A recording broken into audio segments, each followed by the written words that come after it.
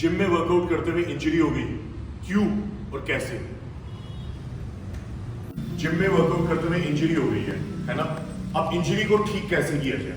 क्या वो कमियां रह गई है जिसकी वजह से हमें इंजरी हो गई, या क्या वो वीक पॉइंट्स थे जिन पे हमने एक्चुअल में ध्यान नहीं दिया, और जिन पे ध्यान देते तो हम उन इंजरी से बच सकते थे जो हमारी बॉडी के लिए खराब है और जो हमें नुकसान कर रही है, परेशान कर रही है। हे गाइस, एक बार फिर से आप सभी का स्वागत है हमारे साथ इस फिटनेस चैनल में जिसका नाम है डीएस फिटनेस। आज हम लोग बात करने वाले हैं जिम में होने वाली इंजरीज के बारे में, कि वो इंजरीज क्यों होती है, क्या ऐसे रीजन होते हैं जिसकी वजह से हमें चोटें लगती हैं, इंजरी होती है, और हम उनको कैसे रिकवर कर सकते हैं और उनसे हम कैसे बच सकते हैं।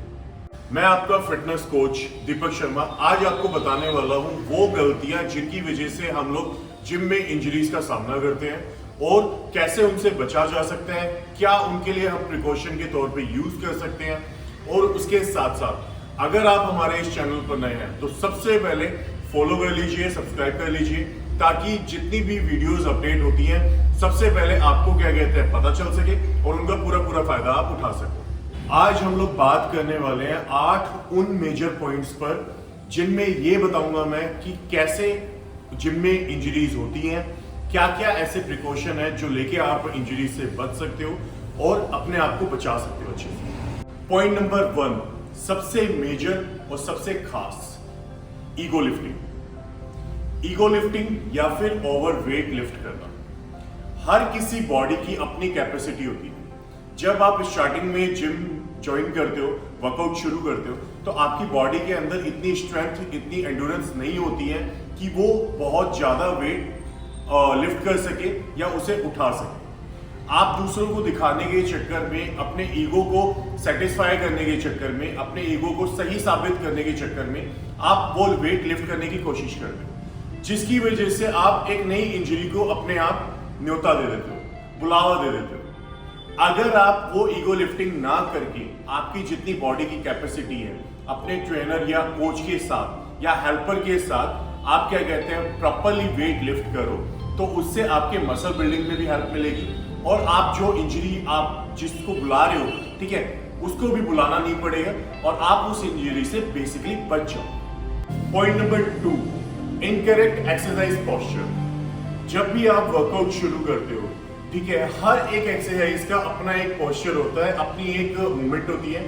अगर आप उस मूवमेंट को उस तरीके से नहीं करोगे तो ऑब्वियसली आप एक नई इंजरी को क्या कहते हैं न्योता दोगे और उस इंजरी को बुलाओगे, ठीक है। उस इंजरी से बचने के लिए स्पेशली मैं रिकमेंड करूंगा कि आप जो भी आपके ट्रेनर है या जो भी कोच है, आप उनकी बात सुने और किसी से पूछने में भाई कुछ नहीं जा रहा, ठीक है। अगर आप किसी भी जिम में जा रहे हो, वहां पे फी पे कर रहे हो, तो यू हैव ए राइट, आपका हक बनता है पूरा उनसे नॉलेज गेन करना, उनसे पूछना, और बेसिकली उनका भी काम है आपको बताना, तो वो आपको मना भी नहीं कर सकते और अगर आप पूछोगे तो वो आपको हेल्प भी करेंगे ऑब्वियसली। पॉइंट नंबर 3, सपोर्ट ना लेना, किसी की हेल्प ना लेना।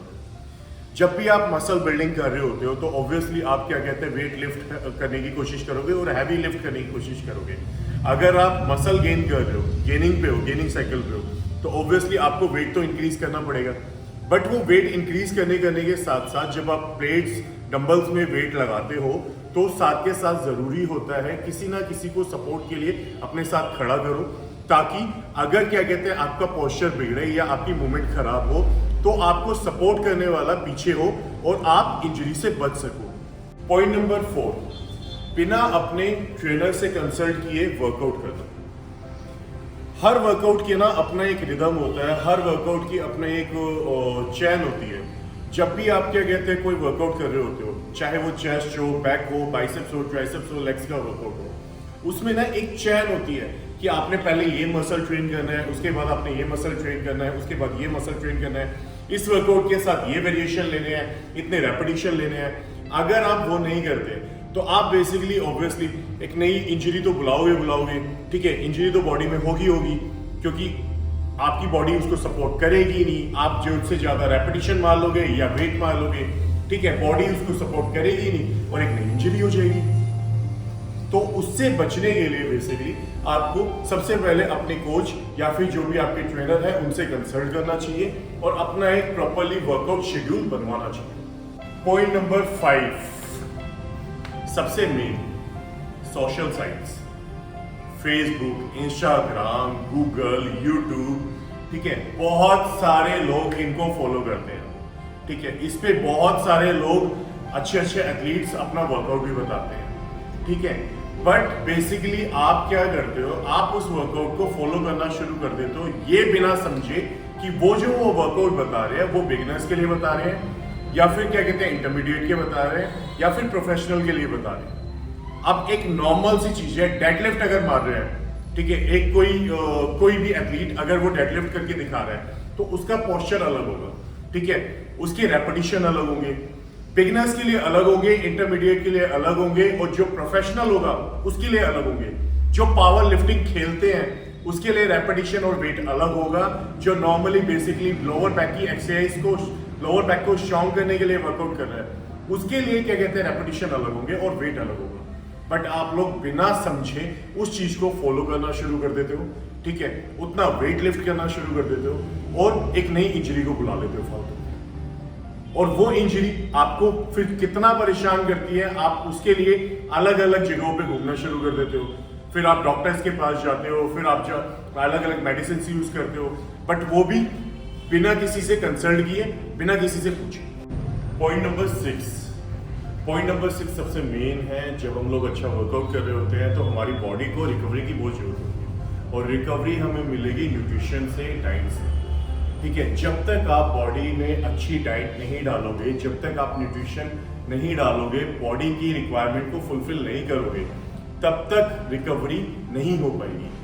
चाहे वो प्रोटीन हो, ग्लूटामाइन हो, BCAA हो, हर सप्लीमेंट्स का अपना काम होता है, हर न्यूट्रिशन अलग होता है, आयरन, जिंक, कैल्शियम, तो बॉडी के अंदर सारा सब कुछ डालना बहुत जरूरी होता है। हाँ, बॉडी को टाइम टू टाइम कैल्शियम भी देना चाहिए, विटामिन डी भी देना चाहिए जॉइंट्स के लिए, हेयर्स और क्या कहते हैं स्किन के लिए विटामिन ई भी देना चाहिए, मसल्स की रिकवरी के लिए प्रोटीन भी देना चाहिए। तो बॉडी को जितना आप न्यूट्रिशन दोगे, आपकी बॉडी उसको उतना ज्यादा एब्जॉर्ब करेगी, रिकवर करेगी आपकी बॉडी को और एक अच्छी फिजिक आपको प्रोवाइड करेगी। पॉइंट नंबर 7 बहुत मेन है ये भी। बहुत सारे सप्लीमेंट्स की ओवरडोज यूज करना, बहुत सारे सप्लीमेंट्स लोग यूज करते हैं और ओवरडोज में यूज करते हैं। उन्हें लगता है कि अगर सप्लीमेंट्स हम लोग बहुत ज़्यादा यूज करेंगे तो हमारी बॉडी जल्दी रिकवर होगी, हमारी बॉडी जल्दी बन जाएगी, ठीक है, बट ऐसा नहीं होता। प्रोटीन भी एक नॉर्मल क्वांटिटी में बॉडी को चाहिए होता है। अगर आप उसे जरूरत से ज़्यादा दोगे तो भी आपका डाइजेशन लेवल जो होता है वो खराब होना शुरू हो जाएगा। बहुत सारे लोग होते हैं टर्माइन यूज करते हैं, ठीक है, आधे लोगों को ये पता भी नहीं होता कि टर्माइन बेसिकली किस लिए होते हैं। काइनो यूज करते हैं, फिर प्री वर्कआउट हो गया नॉर्मली जो सबको पता भी है, ठीक है। उसके अलावा भी बहुत सारे स्टेरॉइड्स की जब साइकिल चलाते हैं उसमें भी ओवरडोज यूज करना शुरू कर देते हैं। तो अलग अलग बॉडी पे अलग अलग तरीके से वो रिएक्शन करने शुरू कर देते हैं और आपको अलग अलग इंजरीज या फिर अलग अलग नुकसान पहुंचाना शुरू कर देते हैं। तो जरूरी होता है कि जब भी आप कोई सप्लीमेंट्स वगैरह यूज करना शुरू करो तो सबसे पहले अपने कोच, अपने ट्रेनर से कंसल्ट करो और उसके बाद उसकी सही डोज आपकी बॉडी के अकॉर्डिंग जितनी है वो सेट करवाओ और उसी डोज में बेसिकली उस प्रोटीन या फिर उस सप्लीमेंट को यूज करना शुरू करो। 8वां पॉइंट सबसे मेन पॉइंट है, बिना इसके बॉडी की रिकवरी नहीं हो सकती। इंजरी अगर हो भी गई है वो भी ठीक नहीं हो सकती। सबसे मेन पॉइंट है, ठीक है, और वो है रेस्ट। बॉडी जितनी ज़्यादा थकती है उसको उतना ज़्यादा रेस्ट भी देना पड़ता है। अगर आप कंटिन्यू बॉडी से कंटिन्यू काम लेते रहोगे तो आपकी बॉडी एक टाइम पे आके थक जाएगी। चाहे आप उसमें कितने ज़्यादा न्यूट्रिशन डाल दो, चाहे आप उसमें कितने ज़्यादा सप्लीमेंट्स भर दो, ठीक है, वो रिकवर नहीं कर पाएगी। तो रेस्ट बहुत ज़रूरी है। इसीलिए 6 से 8 घंटे की नींद, अगर आप अच्छा वर्कआउट कर रहे हो या फिर क्या कहते हैं नॉर्मली भी अगर वर्कआउट कर रहे हो तो 6 घंटे की बेयर मिनिमम नींद होती है जो आपको लेनी चाहिए। प्रॉपरली बॉडी को रेस्ट देना चाहिए ताकि आपकी बॉडी रिकवर हो सके। सो बेसिकली गाइज ये थे हमारे 8 वो पॉइंट जो कि बहुत इंपॉर्टेंट है। बॉडी में इंजरीज क्यों होती है ये मैंने आपको बता दिए हैं। क्या क्या वो कमियां हैं जिनको आप दूर करने के बाद आप बॉडी को रिकवर कर सकते हो और उन इंजरीज से बचा सकते हो। जिम में इंजरीज होने के मोस्टली बेसिकली यही रीजन होते हैं, तो आप इन सबको कवर करो, ठीक है। हर एक चीज का ध्यान रखो, तो आपको कभी भी किसी भी तरह की इंजरी नहीं होगी। उसके साथ साथ एक बढ़िया फिजिक पाने के लिए ना, सबसे पहले मैं हमेशा ये बोलता हूँ कि अपने कोच या फिर अपने जो भी मेंटोर होते हैं उनसे कंसल्ट जरूर किया करो, ताकि आपको क्या कहते हैं हेल्प मिल सके हर एक चीज में, चाहे वो न्यूट्रिशन हो, डाइट हो, सप्लीमेंट्स हो, वर्कआउट हो, चाहे कुछ भी हो, तो आपको बेसिकली हेल्प मिलेगी। सो गाइज, अब हम चलते हैं नेक्स्ट वीडियो में। हम लोग जल्दी मिलेंगे एक नया टॉपिक के साथ। मैं फटाफट फिर दोबारा वापस आऊंगा और आपके लिए एक इन्फॉर्मेशन वीडियो मैं दोबारा से बनाऊंगा, चाहे वो वर्कआउट की वीडियो हो, चाहे वो न्यूट्रिशन को लेकर वीडियो हो, चाहे वो किसी सप्लीमेंट्स को लेकर वीडियो, तो मैं जल्दी से जल्दी वापस आऊंगा। पर जाने से पहले अगर आप हमारे इस चैनल पर नए हैं दोबारा से, तो बेसिकली सब्सक्राइब कर दीजिए। अपडेट की होने वाली जितनी भी वीडियोस होंगी वो आप तक सबसे पहले पहुंचेगी और आप पूरा फायदा उठा पाएंगे। So guys, tata bye bye. जल्दी मिलेंगे एक नई वीडियो के साथ इसी फिटनेस चैनल पर जिसका नाम है डीएस फिटनेस।